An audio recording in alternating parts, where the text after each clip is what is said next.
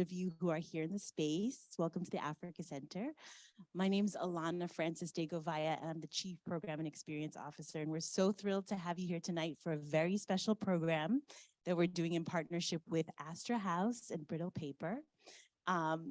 So we're so excited because this is the second program we opened a new exhibition that is curated by Fitsum Shibeshe, who's an amazing Ethiopian curator, and produced by ICI. So you're here in the first week of this exhibition being open. So I hope you've seen the exhibition if you're here in person, or you'll stay a little bit after the program to see it. And if you're online, that you'll come to the Africa Center to see the exhibition, because it will be open until February 23rd. So what can I say? So basically tonight, this program is at the Africa Center, our mission is really interdisciplinary. And this program tonight is really exciting because it's really bringing narrative and art together. It's called Becoming Art and Narrative, and we have an amazing opportunity because Vanessa A, congratulations, she just came out with a new book called Homebound that came out last week. Give it up for Vanessa. And what's really beautiful, and the reason why we decided to really center tonight's program on Vanessa's book, is because it really ties to the theme of the exhibition about belonging, identity, movement, which is a really important focus of the Africa Center, the movement of people of African descent, not only from Africa to America, but from Africa to around the world. And from around the world back to Africa, which I'm sure we'll hear a little bit about as well tonight. So, please remember that after the program, if you're here in person, you can buy Vanessa's book. If you're online, please also buy Vanessa's book, support her. We're so proud to have Sisters Uptown, which I just found out tonight is the only Black-owned bookstore in Manhattan. Corey, who works for Sisters, 2022, Corey, who works for Sisters Uptown, was telling me she made the sign 6 years ago and that hasn't changed. So please support Sisters Uptown and buy Vanessa's book through them. So without further ado, I will introduce Yolanda Sangweni, who is a dear friend of the Africa Center. Yolanda's been with us since we opened our doors in January of 2019. She's the VP of Programming at NPR, Programming and New Content Development. Sorry, I forgot about that. I don't know if this is on. This is on. So I'd like to welcome Yolanda, who's going to be moderating tonight's conversation. And thank you so much to everyone for joining us. And I'll hand it over to you, Yolanda. Thank you. Sister Veep, that's what you should call me. I'm kidding.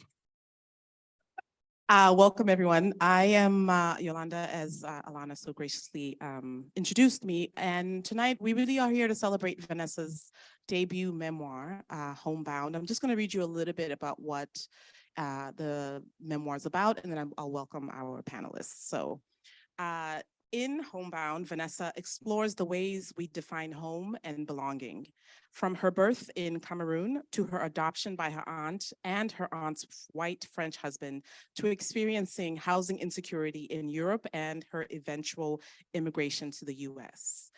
After her parents' divorce, Vanessa traveled with her mother to Lyon and later to London, eventually settling in Reno, Nevada. We have a lot of questions about that. From Lyon to London and then Reno, Nevada. Okay. So at 20, still practicing as an evangelical Christian and newly married, Vanessa applied to and was accepted by Harvard Law School, where she was one of the youngest members in her class. In this book, really, Vanessa excavates her experience being a child of the diaspora, having been born in Cameroon, moving to France, moving to London, and then moving to the US. So there are a lot of ways that many of us in this room, I imagine, will find similarity to our lives. So before I even introduce our panelists, I would love for you to sit with this question, and maybe we can open up it towards the end of our panel. What is home? How do you describe home? So would love to welcome Vanessa A. Vanessa, do you want to come up? And then I'll just read your bio.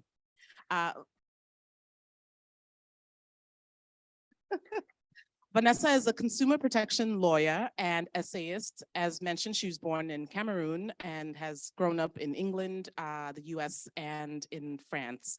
She holds an undergraduate degree from the University of Nevada and a law degree from Harvard. This is her first memoir, but you have written extensively about your experience and overall. So you, by the way, Vanessa has multiple jobs. She's a consumer protection lawyer and she's a prolific essayist. So welcome, Vanessa A, B, everyone. Next, I'd like to welcome our next panelist, Miatta Kawinzi, who is a Kenyan Liberian American multidisciplinary artist, writer, and educator. She was raised in Tennessee and Kentucky and based in Brooklyn. Her work explores hybridity with the African diaspora and the reimagining of the self, identity, and culture through abstraction and poetics. She received an MFA in studio art from Hunter College and a BA in interdisciplinary art and cultural theory from Hampshire College. Her pieces, She Gather Me and how do I say that? Aframerica? Afmerica. You can see both her pieces here in the States of Becoming exhibition. So welcome, Miatta. Our next panelist is Hannah Giorgis. Hannah is a staff writer at The Atlantic, where she covers culture. Her work has appeared in the New York Times, New Yorker, BuzzFeed, The Guardian, Pitchfork, The Fader, and The Lifted Brow, among others. Her short story, A Double-Edged Inheritance, was shortlisted for the 2022 Akko Kane Prize. Welcome, Hannah. My sisters are very accomplished, very accomplished. I'm just going to begin by asking Vanessa, to read us an excerpt for the book, and we will begin with our series of questions. So, well, Vanessa.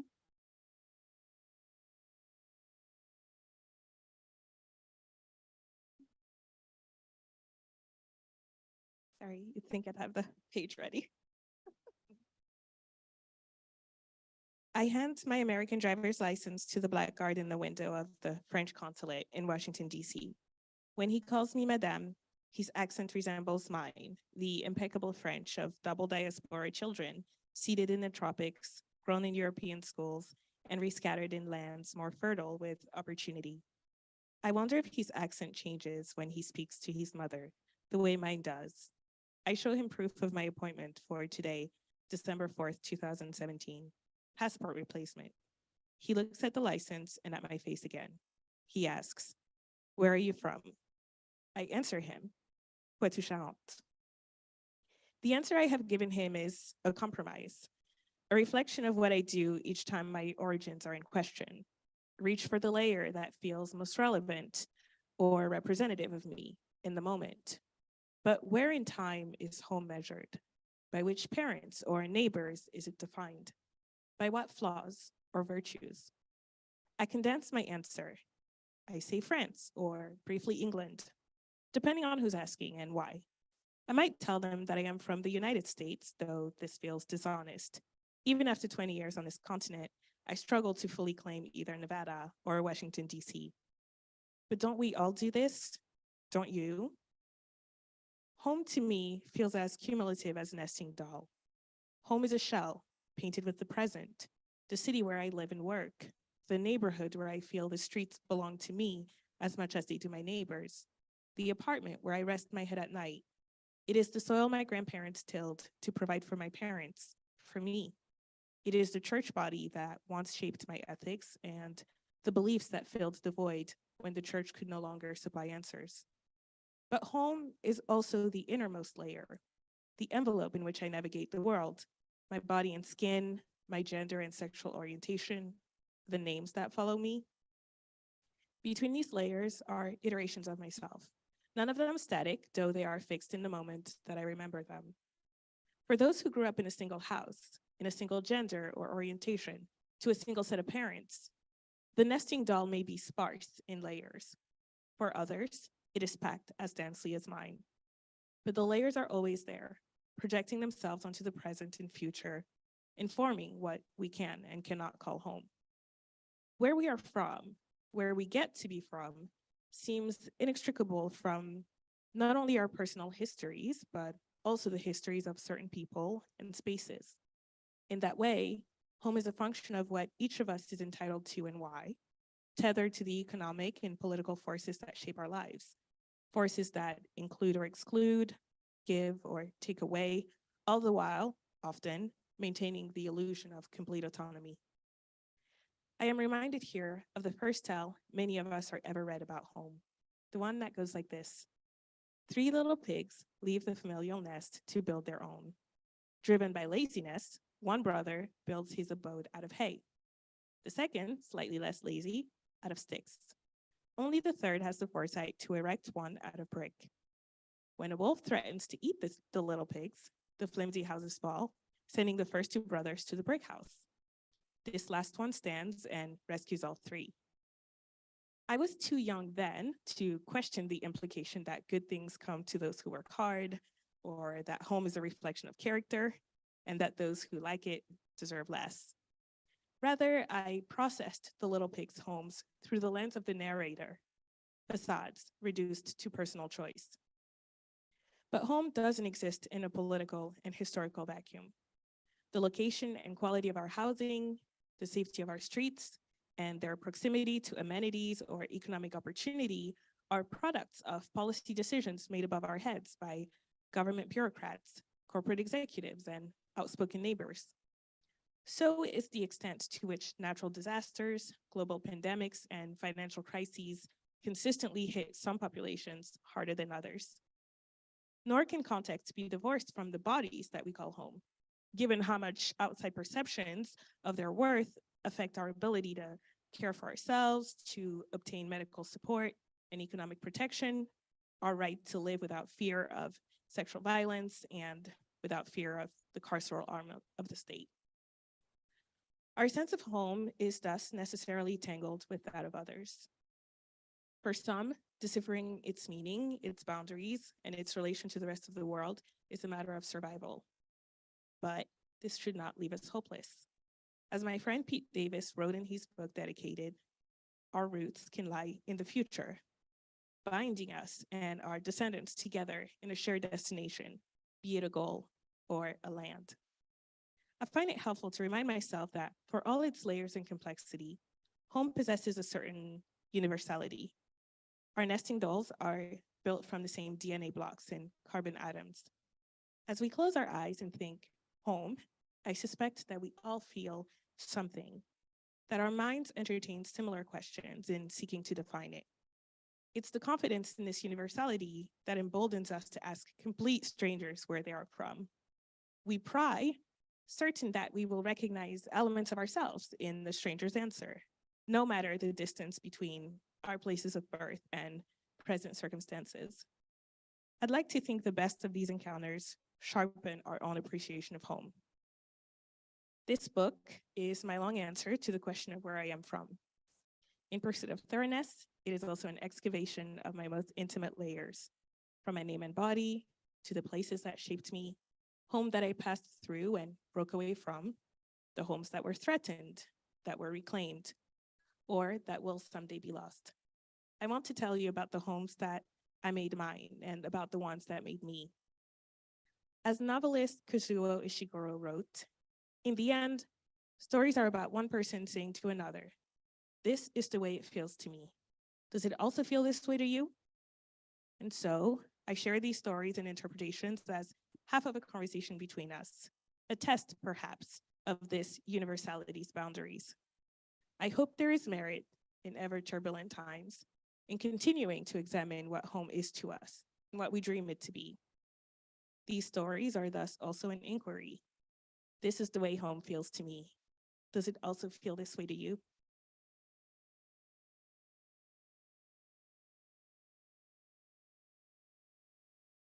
Thank you so much, Vanessa. I think I would love to begin by just talking about your process of writing a memoir. We've heard memoirs described as so many things, a chance to look back at what has happened and, examine your life. Can you walk us through what made you get to this place of you know what, I'm gonna write a memoir? There were a few catalysts, but so I live in Washington, D.C., and I got the idea for this book in 2018, about 2 years into the Trump administration. And after having lived in so many places, I felt so at home in DC and finally rooted and settled. But DC is a strange place. When people win elections, they come in with their people. Like literally in January 2017, I was just minding my business at the gym and Rick Perry was trying to get a like gym card. It's just like they are everywhere. And it really made me think of, okay, like I guess these external forces can change my relationship to this place and what does it mean to me and what do I even think home is. So that was a big part of me writing the book. I will say also, and maybe the millennials on this stage will relate to this, but every generation has will have like the media declare like the voice of a generation. So for me, that was a lot of different people, including Lena Dunham, who is a very talented person, but I was just like, what? Like, I cannot see myself in this person's experience at all. And somehow she has been declared the voice of my generation. And I felt like, no, I'm gonna write us into the story. So that was, a part of writing this memoir for me. I'm curious why DC felt you were comfortable in DC of all the cities that you've lived. It was kind of accidental. After law school, it's the city that gave me my first job. And so I was like, I will happily move down there and start making student loan payments. But I was surprised once I found the community. It's an incredibly ethnically diverse place, politically diverse. People there come from all over the country. And so you end up with these adults who are very open to making new friends. And I have found it to be a very special place. Got it. I think I want to just read this line that really stood out to me that Vanessa wrote. She wrote, growing up, I used to envy my classmates for having the option to explain where they were from in one breath without caveats or asides. That stood out to me because I think many of us here we don't tell a linear story. When someone says, where are you from? It can be very similar to what Vanessa described, which is like, what am I gonna tell them? How do I get out of this quickly? And how invested is this person in my answer, right? So I would love to hear from you, Miatta and Hannah. How do you answer the question, where are you from? Because you've lived so many different experiences within your life. Yeah, for sure. And what an honor to be here with you all. And then the Africa Center with ICI in the show and celebrating Homebound. So just gotta say that.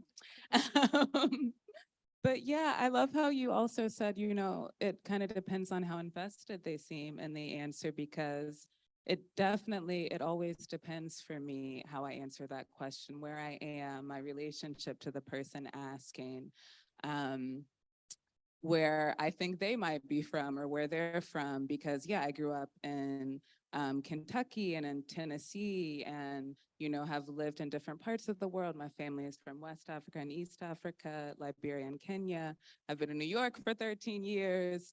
And so there are a lot of different places that feel like home. In some ways it's like that plurality can be very, it's a blessing, to have multiple homes. And then it's also this question of, the displacement that can also be part of having multiple homes, where I'm always missing somewhere or someone. So it definitely depends. Can you give us a short answer? Where are you from? See, well, because we're we're in this conversation. So I don't know. Also, for me, it's important to represent the South too, because I feel like in New York, the South doesn't always get the shine that it should get. So I'm both Southern and African diasporic and a Brooklynite.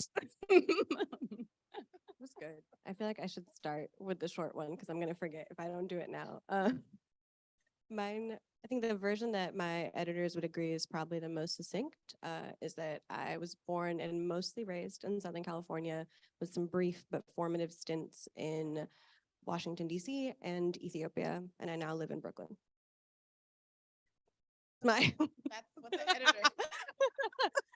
But the answer always changes for me too. It changes in terms of whether it feels like the person is invested, whether they care, whether they're trying to decide if I'm someone worth talking to, in any number of ways. Sometimes I can tell somebody's trying to figure out what the asterisk is looking at me, right? Like, you're Black, obviously, but like, what's going on there? And sometimes when I feel people doing that, I'll sort of resist it, depending on who it is, and kind of play around and really get into Southern California stuff, even though I'm not particularly attached to it. But it just, I think as I've grown, and especially in my 20s and coming into my 30s now, I've thought a lot about what gets flattened when I default to Ethiopia as an answer, and finding out more about my family and our histories and the country's histories in the region specifically, and wanting a clearer answer there. Because I think it's always hard for me to say I'm from Ethiopia. I was born here. I was born in California. But I always say that my family is from Ethiopia, and that feels the most inclusive and true, and it feels like it grounds my home in them rather than in the space being a static thing. Wonderful. So in the book, if you have not read it, Vanessa does document, even though you were raised in France, you kept a very strong bond with your family back home in Cameroon. I'm just curious how, because sometimes when you are a child and you're removed from your home country, it can be difficult to maintain the bonds with the family back home. So how, if you can share, because I think you do it in the book very well, how were you able to continue to cultivate that relationship with home? Well, I was very fortunate as an adoptee because I was adopted by my biological aunt. And so I, didn't have to really do the work of figuring out, big picture where my family was from.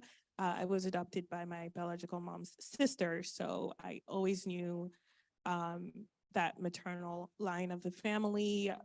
We didn't have enough money to go back often. So I think that sort of created a wedge. I felt both Cameroonian, but also when I went to Cameroon as a child, I was immediately clocked as a foreigner.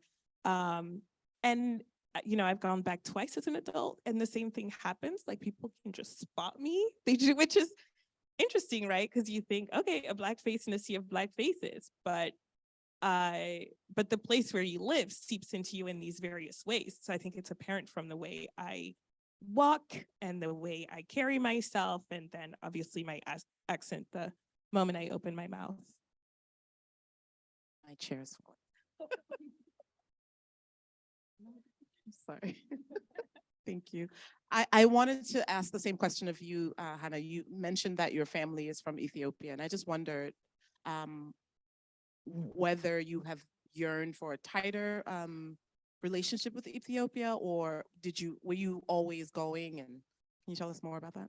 Yeah, I went not terribly often also as a child because we didn't have the money. I mean, flying 6 people to Ethiopia semi-regularly is just wildly expensive. But when we went, we stayed for long periods of time.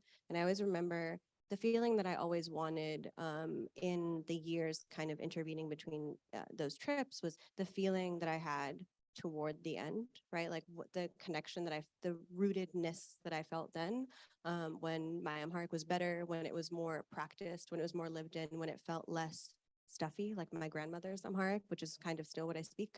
And that's certainly been a thing that I've yearned for. I've wanted to have also a simpler relationship to it. It's a country and kind of region that's had a lot of conflict, a lot of turmoil, a lot of even historical events that as I get older and as I learn more about the specific place, I struggle with. And I struggle to feel sort of the same romanticized closeness that I wanted maybe as a high schooler or even, at like 21. Miatta, you often in Miatta's a multidisciplinary artist. As I mentioned, Miatta's work is here at this exhibition. And in interviews, Miatta often talks about moving between multiple geographic, cultural, and linguistic places. The work of adapting and being malleable as an immigrant is often we have to, wherever you land, you kind of have to do the work of being access or finding some way to access the culture that of the host country or host space that you're in. And can you tell us more about navigating between these cultures in a way? And I wanted to sort of relate it back to Hannah too, who, when many of us, you are here, you speak English outside, but at home you're speaking Amharic, you're speaking, I imagine, what are you speaking, Swahili? In English at Oh, home. got it. Yeah. Got it. Vanessa, what were you speaking at home? French. French, got it. So, but if you can tell us just, Miatta, just navigating that sort of different cultural spaces that you've had to move in and how that reflects in the art that you make now. Yeah, for sure. Thank you for the question. And I'm also kind of thinking about something that Hannah just said about this. I don't know, bringing up the idea of romanticizing, because that's something that, I don't know, I think being in the diaspora, from speaking for myself, in the past, it's been easy for me to kind of like romanticize, this sort of removed homeland where I would just be settled and everything would cohere magically. When in fact, also like Liberia, where my maternal lineage is from, I've never been there. I'm planning my first trip for next year, but as I was growing up, there were like a series of civil wars and my family was trying to come here. So it wasn't really, on the table to go there. And so I don't know, I'm always like thinking about how to sort of acknowledge the nuance of, of within diaspora and within questions of homeland and home.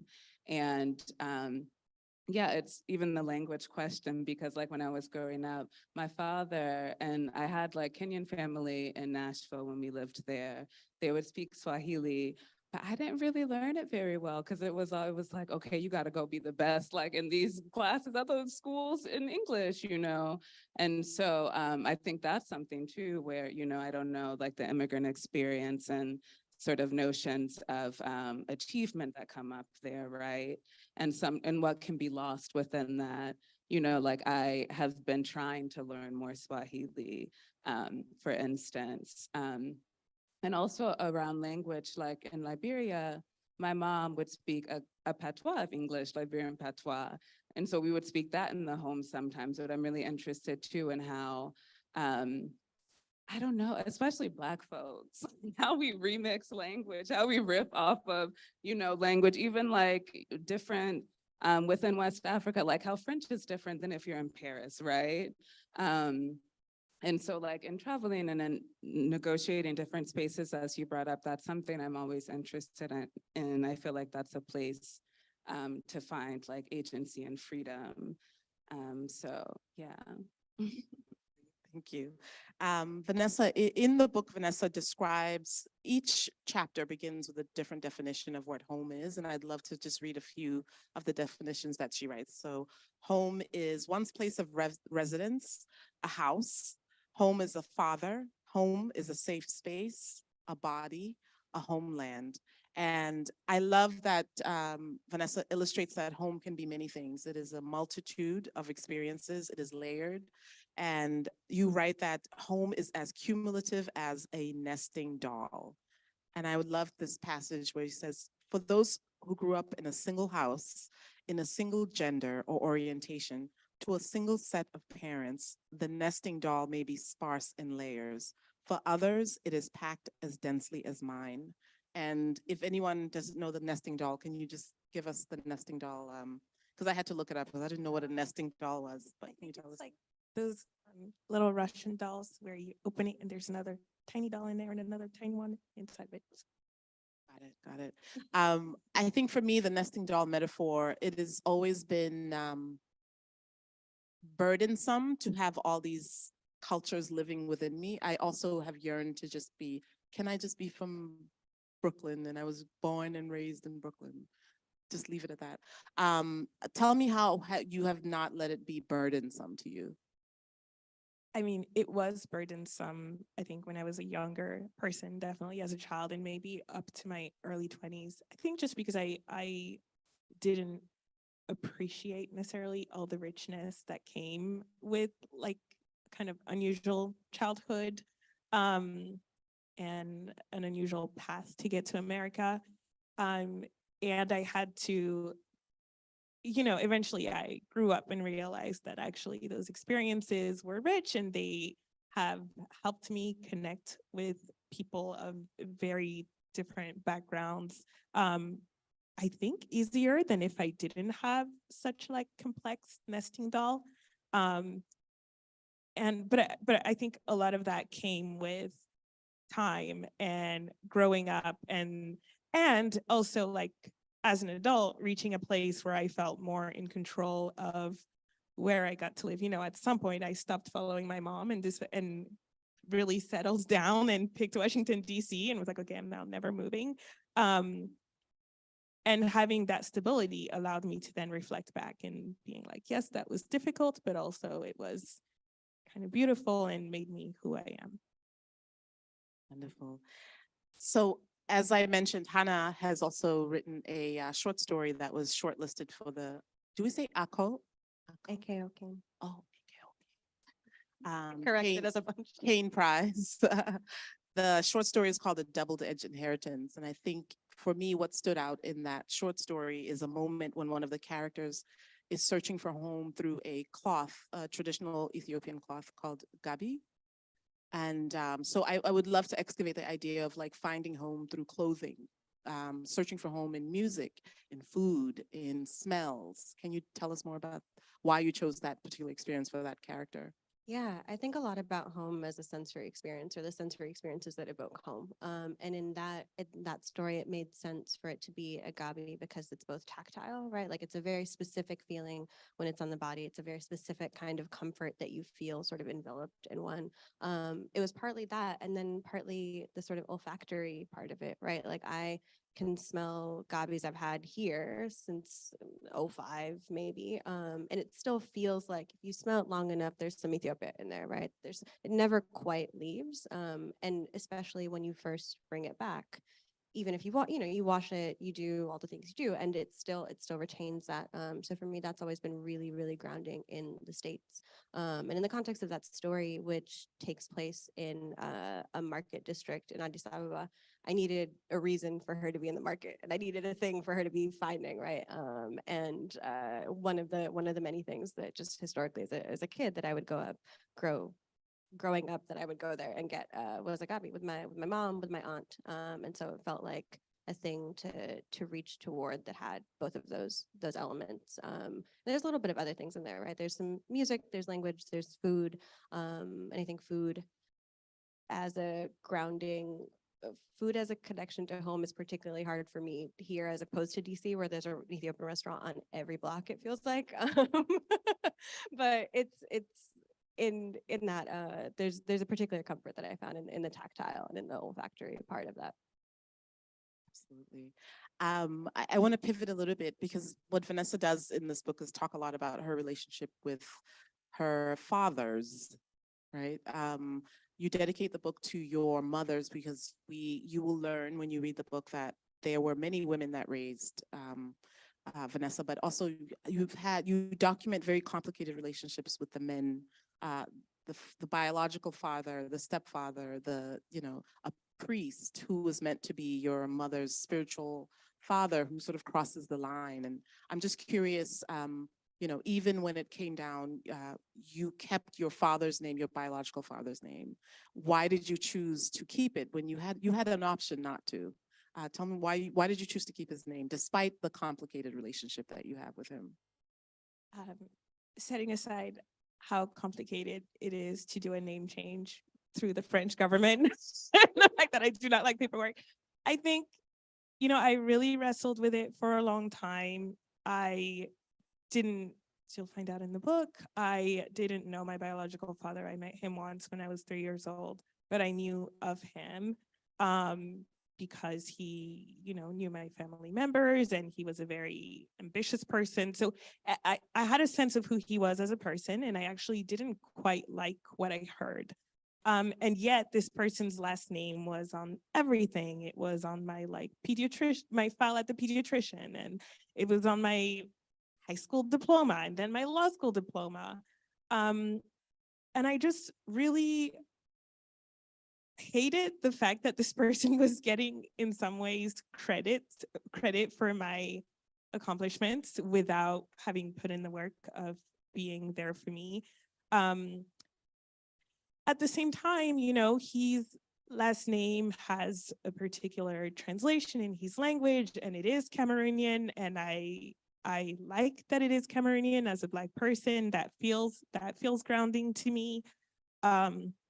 And so I really had to think about what I wanted to do with that. And ultimately, it's a name that I chose not to pass down to my son, but I'm comfortable holding on to it. At the same time, I did make the choice to start, once I started writing, I kind of bifurcated my identities. And so I was like, in the real world, I am Vanessa A, and I think I'm comfortable with that now. But I kind of don't want this person to keep getting credit for my work. So I wrote the book, and all of the essays that I've published out in various places under this very lazy pseudonym, AB, which you can immediately tie back to my real name. But that was the choice behind that. I do love what you write about the choice to keep the name. You write, "My name is a people and a place. And if I am to never feel completely at home in it, then I must make a new home of it. Rewrite it with a pseudonym, but also in a way that I live my life, that I treat my people, that I honor my values." And that's why you chose AB rather than Asai for the authorship. Yes, that's right. I love it. Can you, Miatta and Hannah, you know, I've read also Miatta in particular, you've called language a dwelling place. She's so deep. I was like, a dwelling place. I love it.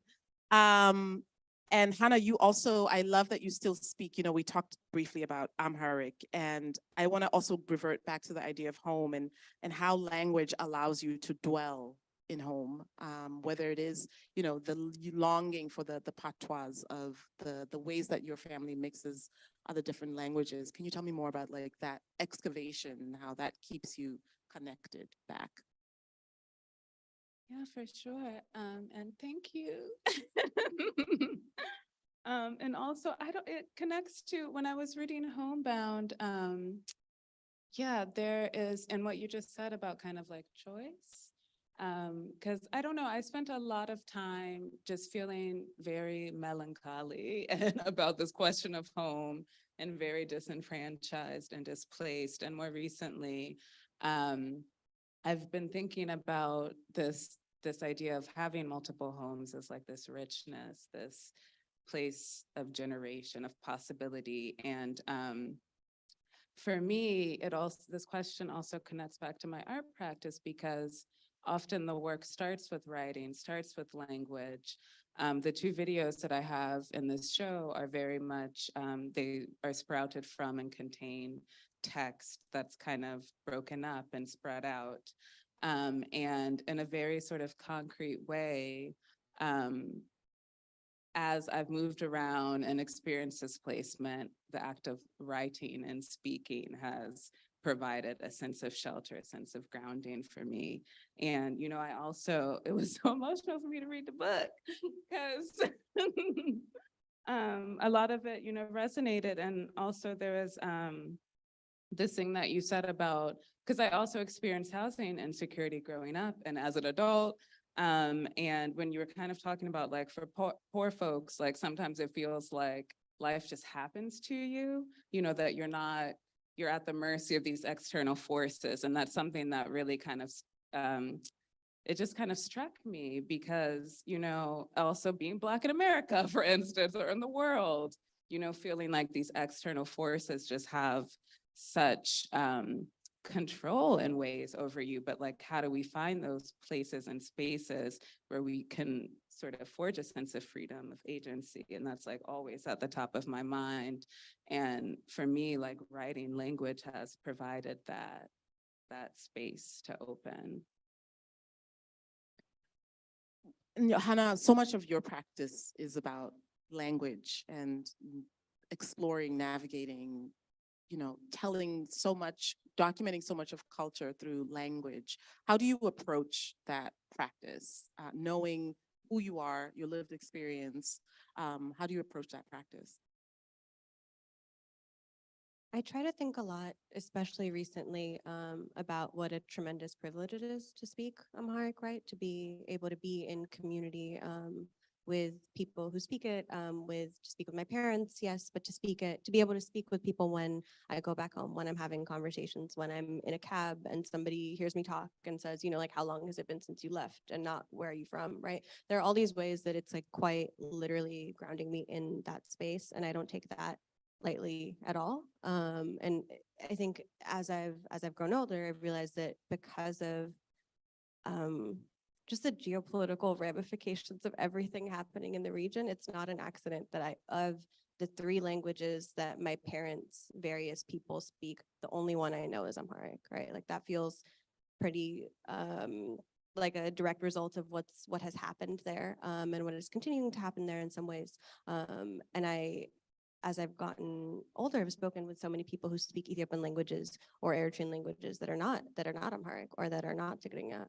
And in learning from those people and learning from their traditions, their writing traditions, their oral traditions, I've been able to really learn and expand my view of what it means to be Black, to be Ethiopian, to be African.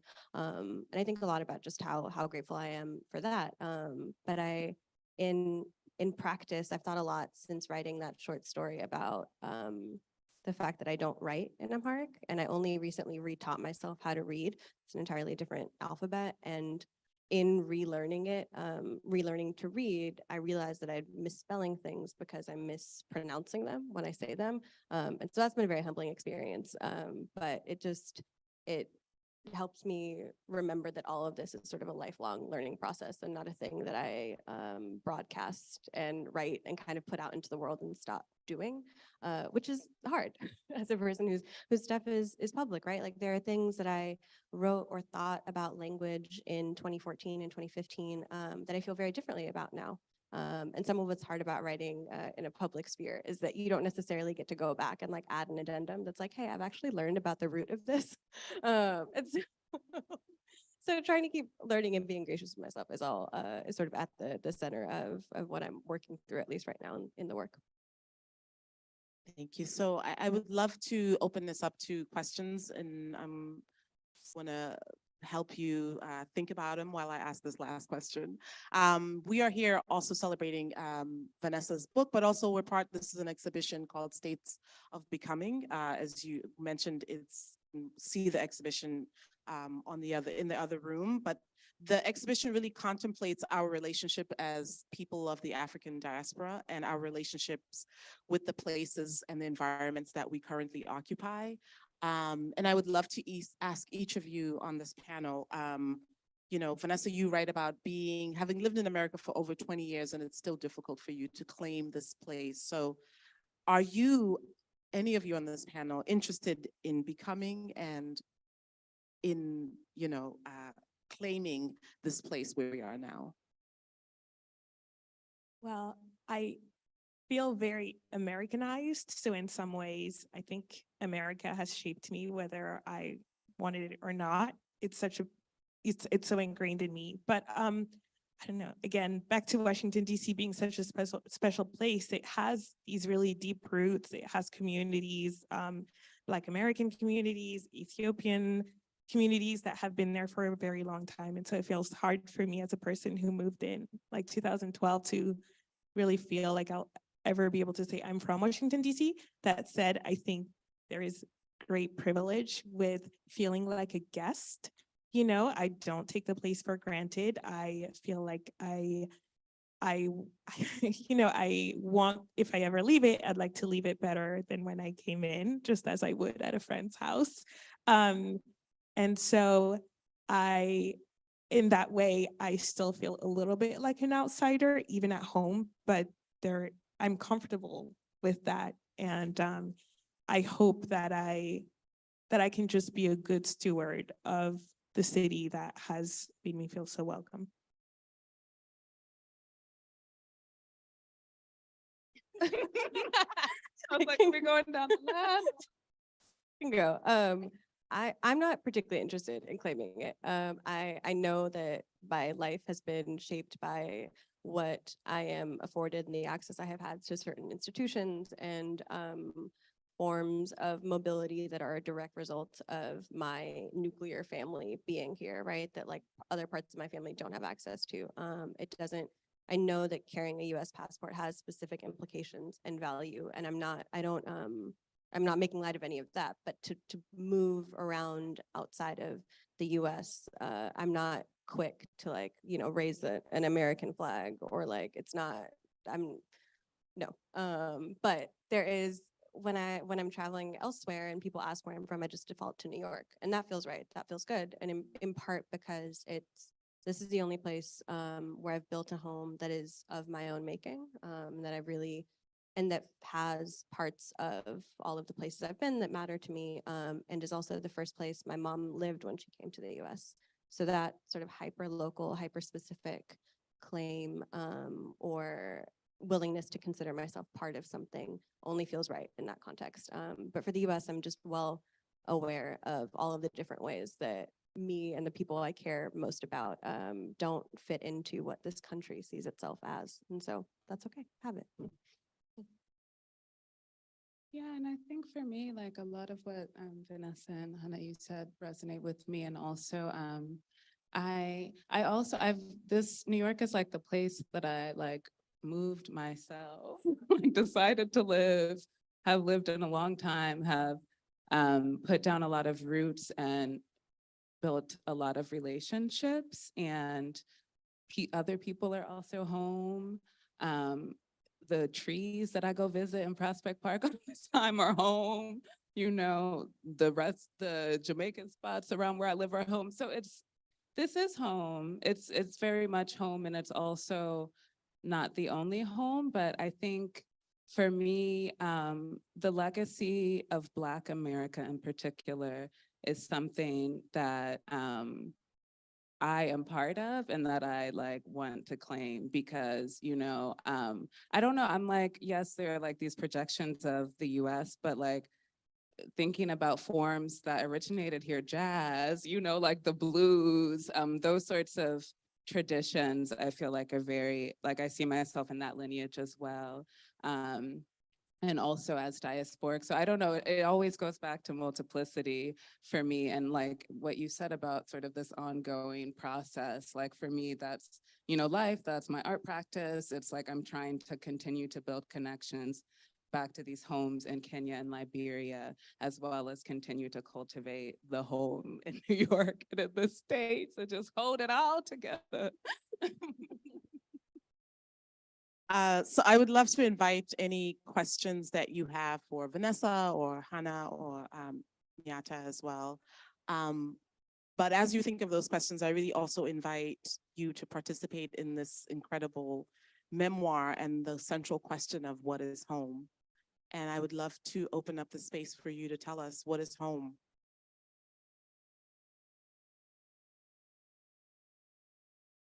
We're gonna stay here as long as it takes, so.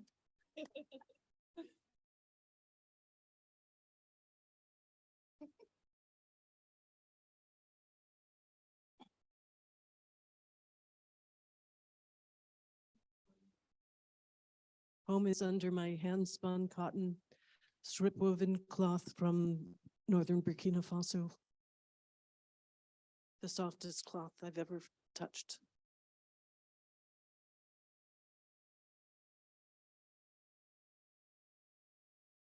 Home for me right now is just being in this space and hearing these stories. Like, I feel like this has been like in my mind, like you guys are acting out what's always in my mind, what I experience day to day. So just thank you for this.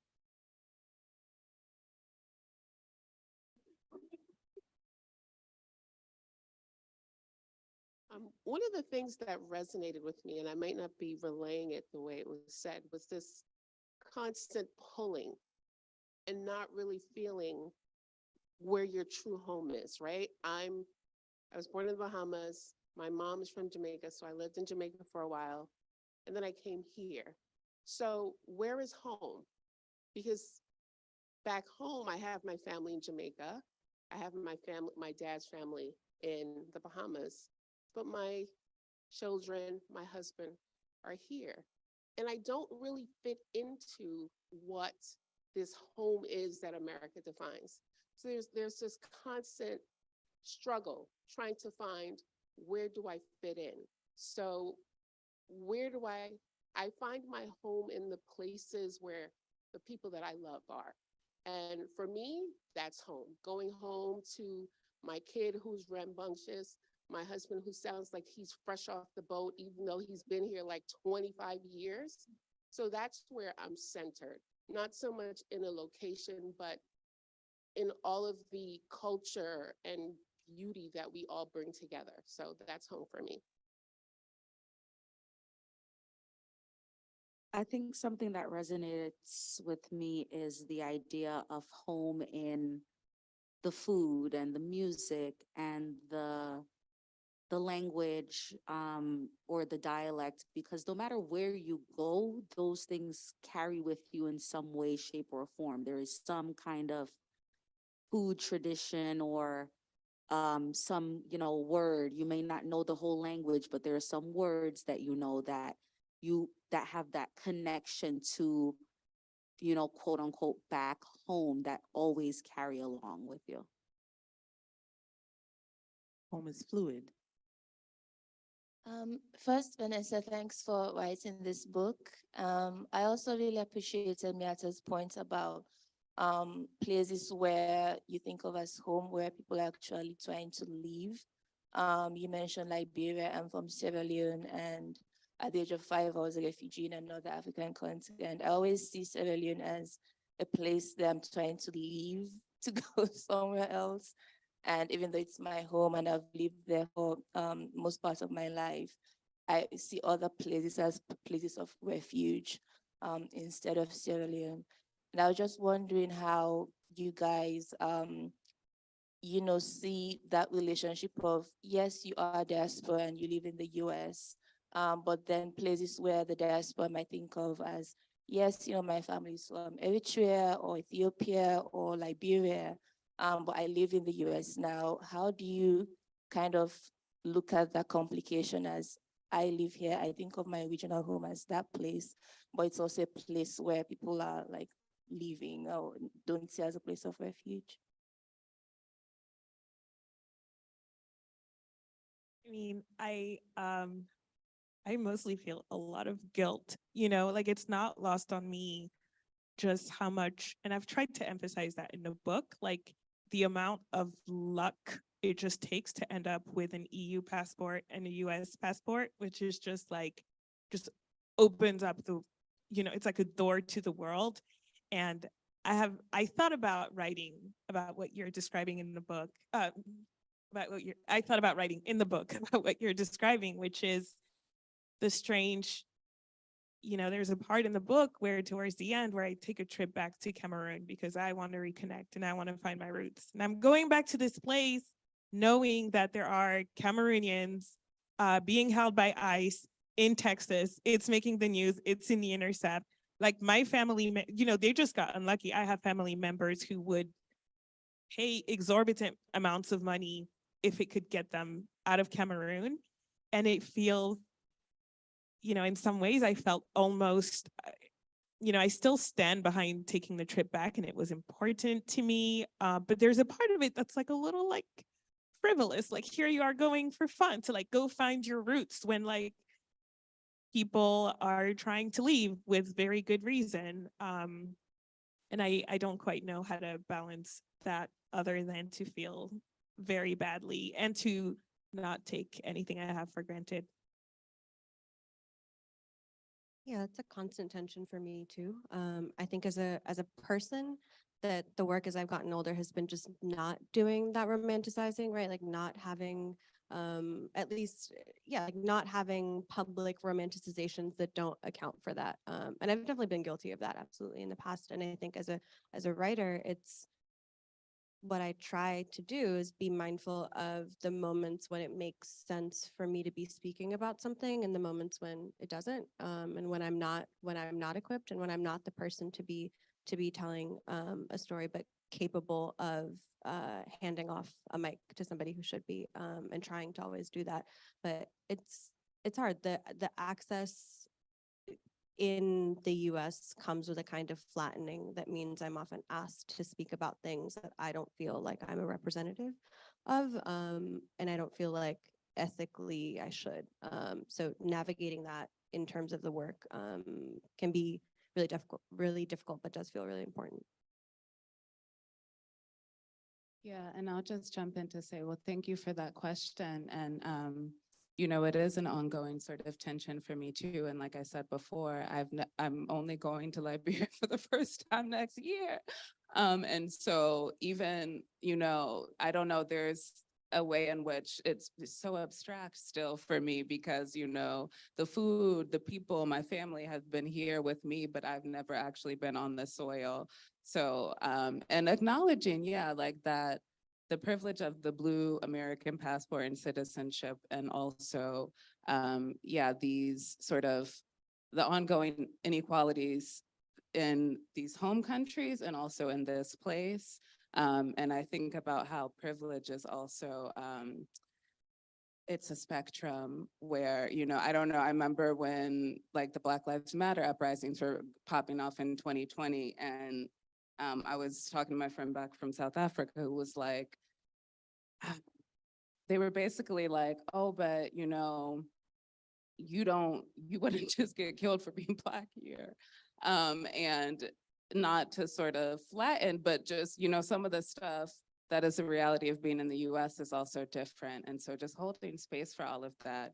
And for me, just thinking about how I can build up resources so that I'm able to like contribute in material ways eventually as well. And as an educator, that I'm able to contribute in that sense as well. So that it feels more like an exchange, not like a sort of one-sided engagement. Yeah. I'll say talking with my parents about that a little bit more has helped because my dad in particular has a pretty contentious relationship to where he's from back home. And he speaks a lot more eloquently and with a lot more nuance than I ever could about what it's like to still feel that as his roots, as his home place, as a place where he's grounded, and yet to have it be somewhere that for so long he wasn't safe. I know you wanted to say something. I don't know where the mic went.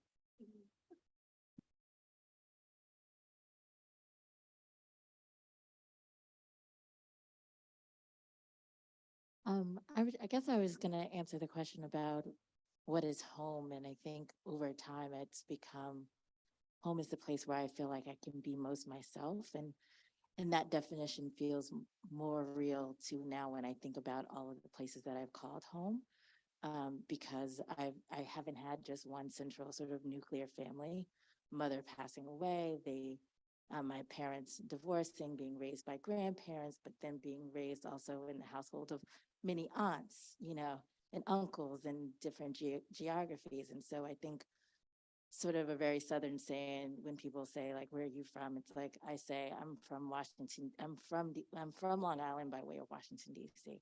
I was born in Washington. For the longest time, I identified as a Washingtonian, and that was it. Like, even though I spent most of my life on Long Island, I could tell you how to get to like 5 places on Long Island. I never accepted that that was where I lived and where I had all these formative time, because most of the family where I felt most comfortable, and I didn't realize how uncomfortable Long Island was for me during that time.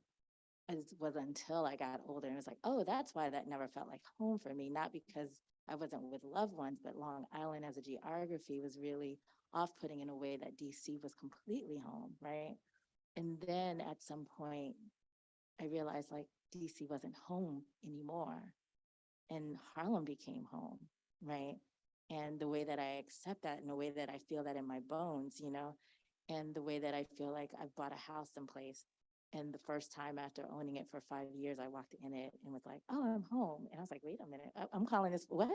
Wait, this is just a house that I own at a place, and now this is also home. And so I think, just thinking about the title of this exhibition about becoming, right? Like there are ways in which even how we're thinking about home shifts and changes, and and we can find it in people, and we do have those. I absolutely have sensory experiences about that, and need that now when I travel, right? Like I travel with certain incense or certain candles when I go into hotel rooms, because I'm like, actually, I just need to immediately feel like this is where I'm going to be for this period of time, and it needs to not feel foreign to me. And so what does that look like in the rest of my life as well? You know, as you're meeting people, like who feels like home, you know, and not just the spaces that give you shelter, but the people and the care and the conversations, frankly, that you operate in that feel sort of more rooted and grounded in who you want to be, and who you're walking through the world as. Thank you. Leslie.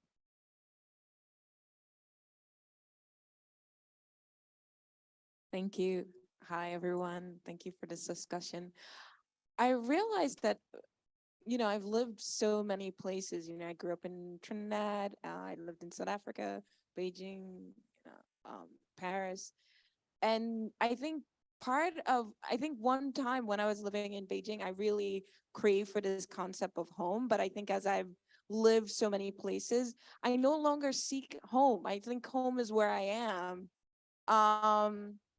And I'm okay with being hybrid. I'm okay with being foreign, because I really like to get lost in another world and become something new in that world. I no longer seek home to define me. I'm always seeking something newness to like shake me and open my eyes. When I moved to South Africa in my 20s, South Africa was the first place that felt truly like home. And I think it's because like I changed so radically. I learned how to love myself. I learned how to dance. I got rhythm in South Africa. I learned like the beauty of authentic friendships, and it shaped me so radically that like I still say very South African things, having not lived here many years ago. I still eat the food. I still listen to Amapiano, and I think South Africa is so much part of my home because it really taught me how to love and to accept and to change. And so home for me is just being hybrid, being lost, and being okay with that. Powerful and liberating. Did we have one more question?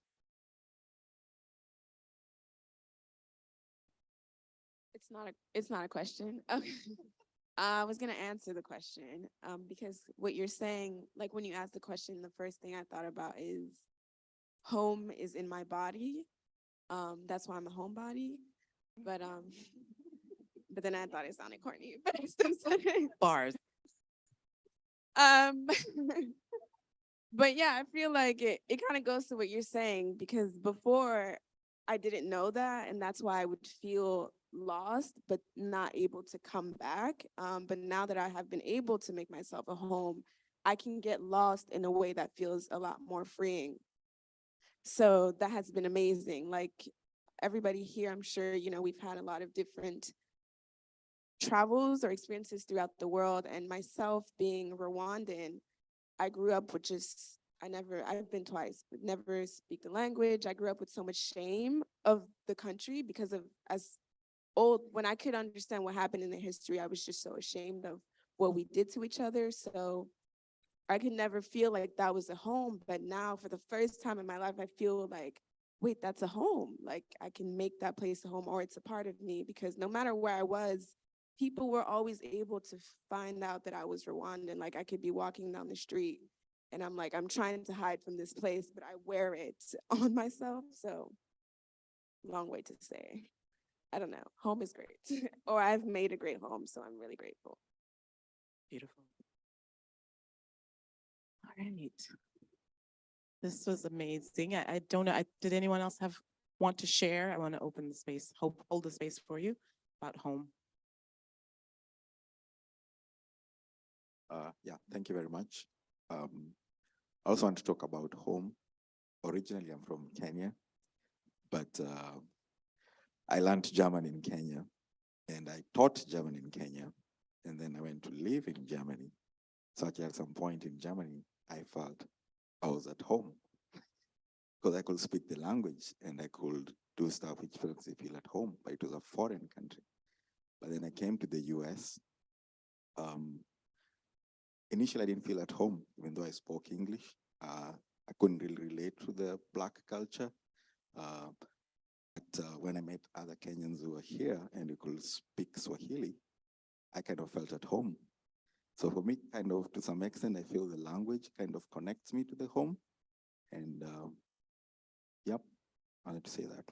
And hopefully we can make some people learn more Swahili and I can feel at home. Agenda. There's an agenda. Thank you all. As part of that agenda, Kevin is the president of the Swahili Cultural Institute in New York, and I'm the treasurer. But you know, to the points that have been raised, I think, you know, there's a multiplicity of answers, and you know, everyone is trying to kind of like locate home. I'll talk about when I located home, but before I do that, there's a comment she made that made me relate to a friend of mine, African-American lady. I'm a lawyer by profession and also, you know, Harvard alumnus. So we're in the same law firm, and she spoke about always going to South Africa every year for about 2 months, where she found home, you know, where home, you know, that was home for her. When did I locate home? I have written a poem about home in a book, self-published, called Orison of Belonging. And that was me trying to find home. Now, the book is mainly kind of like metaphysical and ethereal in its approach. So it doesn't really talk about physical, you know, places and the like, but there's a poem called Africa's Africa, where I try and locate home there. And then about a month ago, I also wrote a song. I'm not a singer. The melody is in my mind, so we don't know if it's going to be a song, but it's called Home Sweet Home. And the only reason why I wrote it was I didn't have a book on the flight and I had time on my hands. But when did I locate home? I located home when I was in the UK for studies and in this wonderful institution. I'm walking in the town square, second day, I believe, Saturday, all sunny. And, you know, it's just a sea of British people, English people, you know, everybody having a great time. I was one of the few Black people. And there's a Swahili saying that goes, Jogoa mjini, awiki, Jogoa mashambani, awiki mjini, which means the rooster from the country doesn't crow in town. Essentially, I'd like to think of myself as fairly confident, but my confidence was shaken somewhat when I was away from home, so to speak. And then it hit me that actually this place in Kenya that I've only lived my entire life for about 3 months, my rural home, because I grew up in the city, and you know, in Africa, a lot of parts of Africa, when you're asked where you're from, it's a bit of a loaded question. Where did you grow up? I grew up in the city, but the answer is where I probably have never lived really, which is my rural home where my ancestry is from. And it made sense when I realized that people from this rural home that I'm from, people who've never heard my name, if I was to pass away here, people who've never heard my name, people I might have spited in a way or looked down upon, are gonna put their funds together and they're gonna rally everything they can, because there's this cultural feeling that this is one of ours. Our ancestors will not be at peace unless it's brought back home. So that's when it kind of resonated, because it's kind of true. It's almost akin to when, if you've watched the movie Amistad, anyone watch that movie? There's that conversation between John Quincy Adams, who's the attorney of Sink, the slave, who, you know, it's the day before his final submissions, and John Quincy Adams is having a conversation and telling him, you know what, I'll pray to to God, and you know, I'll look at our constitution, and I'll do my best. And Sink tells him, don't worry, I'll be reaching out to my ancestors, and they have to come to my rescue. Why? because at this very moment, I am the very reason that they existed at all. So it was something to that effect. And when Adams goes before the Supreme Court, he too reaches to his forefathers, quote unquote, you know, the founding fathers, George Washington, his father, John Adams, Thomas Jefferson, and the like. Thank you so much. Hannah, you?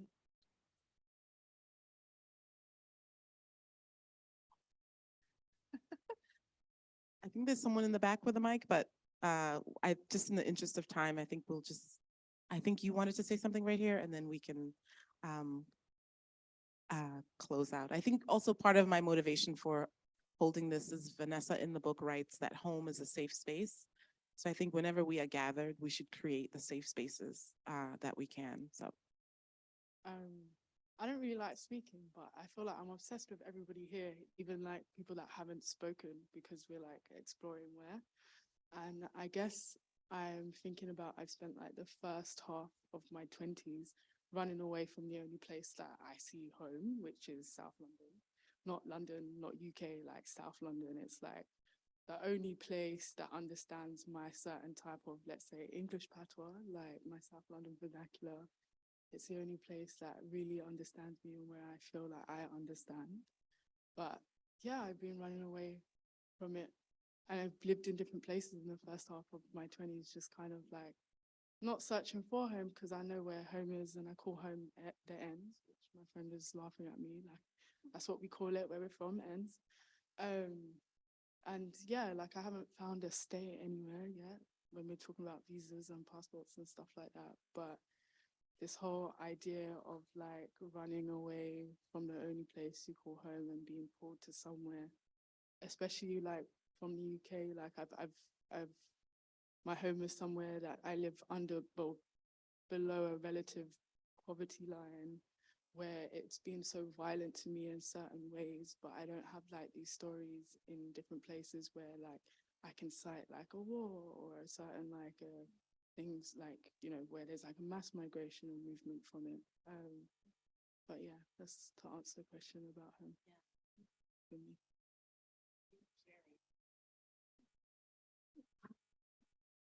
Right. Well, thank you so much for sharing your stories, Vanessa. Thank you so much. I think this book for me, I read it and I was like, this is my life. And so many of you, I'm sure, from sharing these stories, a lot of what Vanessa's experience is, whether it is coming from Bahamas or Jamaica or coming from South London, there's something about this search for home that will resonate in this book. And thank you so much for, you know, sharing this time with us. And Vanessa, are you going to sign any books or? Okay, great. And thank you to Miatta Kawinzi and to Hannah Giorgis. And thank you all for being here with us.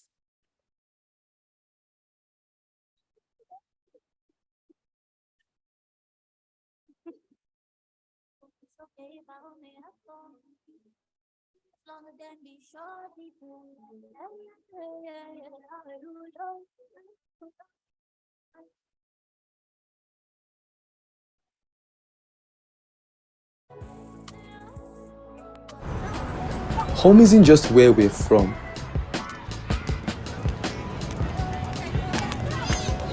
It's the sounds that move us, the stories that shape us,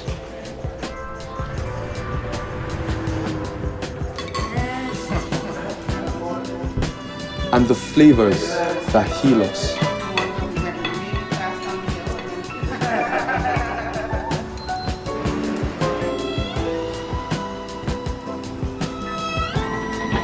It's the communities that connect us,